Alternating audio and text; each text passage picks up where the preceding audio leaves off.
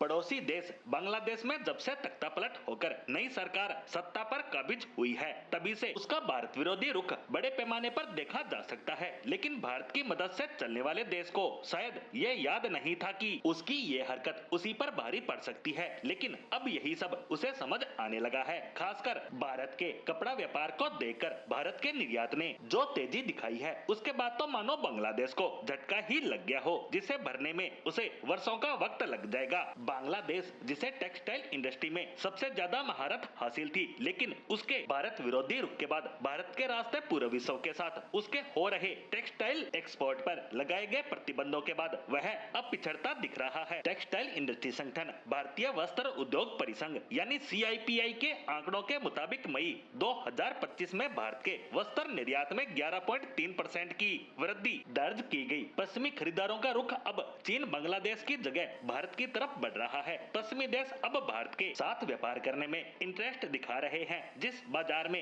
अब तक चीन और बांग्लादेश का दबदबा था, लेकिन अमेरिका का चीन विरोधी रुख और बांग्लादेश की अस्थिरता में भारत को बड़ा अवसर मिला है, क्योंकि ये खरीदार देश भारत को भरोसेमंद साझेदार के रूप में देख रहे हैं। नतीजतन भारत भी उनका बेहतर विकल्प बनकर उभरा है। पिछले साल अगस्त में शेख हसीना के नेतृत्व की सरकार बदलने के बाद बांग्लादेश में जबरदस्त अस्थिरता नजर आ रही है, जिससे उसका भारत से तनाव बढ़ा, जिसके बाद बांग्लादेश की कनेक्टिविटी पूरे विश्व के साथ टूटने लगी, क्योंकि भारत ने उसकी हरकतों से परेशान होकर उसके भारत के रास्ते हो रहे व्यापार पर प्रतिबंध लगा दिया, जिसका असर भी बांग्लादेश पर नजर आने लगा है और इसका फायदा भारत को हो रहा है और भारत के निर्यात में वृद्धि हुई है। इकोनॉमिक्स टाइम्स के मुताबिक सितंबर में परिधान निर्यात में 7.3% और अक्टूबर में 24.35% की वृद्धि हुई, जो कि पिछले साल के आंकड़े जारी किए गए हैं। वहीं अमेरिकी ट्रंप प्रशासन द्वारा चीन पर टैरिफ लगाई जाने की वजह से उसे भी भारी नुकसान उठाना पड़ रहा है और यहाँ भी भारत को एक मजबूत ऑप्शन मिल गया। भारत पर भरोसा बढ़ा। प्रतिस्पर्धा में भारत चीन और बांग्लादेश को पीछे छोड़ते हुए आगे निकल गया। इससे भारतीय निर्यात को